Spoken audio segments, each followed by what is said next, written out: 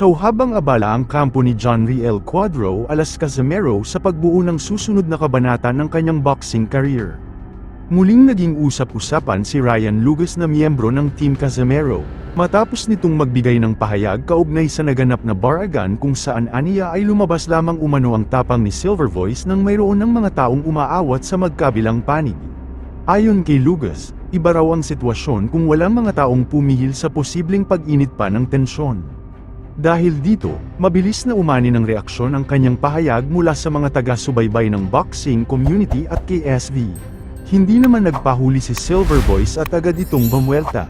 Sa kanyang sagot, sinabi niyang tila nagkaroon na raw ng lakas ng loob at boses si Ryan Lugas kumpara noon na kanilang utos-utusan lamang. Samantala, habang umiinit ang mga usapin ito, isang matapang na babala naman ang binitiwan ni Cuadro alas na agad naging sentro ng atensyon online saying na, "Tikim pa lang sa kamao, tatakbo na." Ito ang linyang nagpasiklab sa usapan ng mga boxing fans, bagamat walang tahasang pinangalanan si Casimero, marami ang nagtatanong kung sino nga ba ang kanyang tinutukoy. May ilan na naniniwalang ito ay mensahe para sa mga posibleng makaharap niya sa future na si Monster Inoue. Sa gitna ng lahat ng ito, isang malaking balita ang lumabas tungkol sa karera ni Cuadro alas. Nagkaroon umano ng mahalagang pagpupulong sina John Riel Casimero at Japanese promoter na si Koki Kamida upang pag-usapan ang susunod na direksyon ng kanyang boxing journey. Ayon kay Kuyang Joseph, hindi biro ang nakuha ni Casimero sa sign ng bonus pa lamang ng kanyang bagong kontrata. Dagdag pa niya, nakatakda umanong sumabak si Cuadro alas sa 3 laban sa ilalim ng bagong kasunduan. Bagay na nagpapakita ng malaking tiwala ng kanyang bagong kampo sa kakayahan ng dating 3 Division World Champion. Dahil dito, lalong tumindi ang espekulasyon kung sino ang susunod na makakaharap ni Alas at kung maaari ba siyang muling sumabak sa mga labanang magbabalik sa kanya sa sentro ng pandaigdigang boxing scene.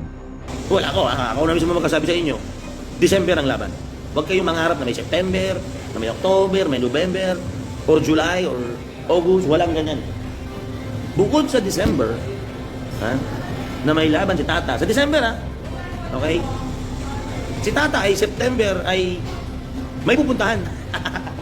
Manonood ng boxing. Ayan. Yung panonood rin niya, napaka-importante yun sa December fight niya. Para doon nila i-announce at lutuin. Ayan.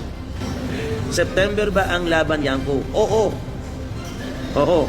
Yung ibang laban, yung ibang boxer, yan ang laban. So ang gagawin natin sa September, manonood. Kung sino ang manalo, yun ang haharapin niya.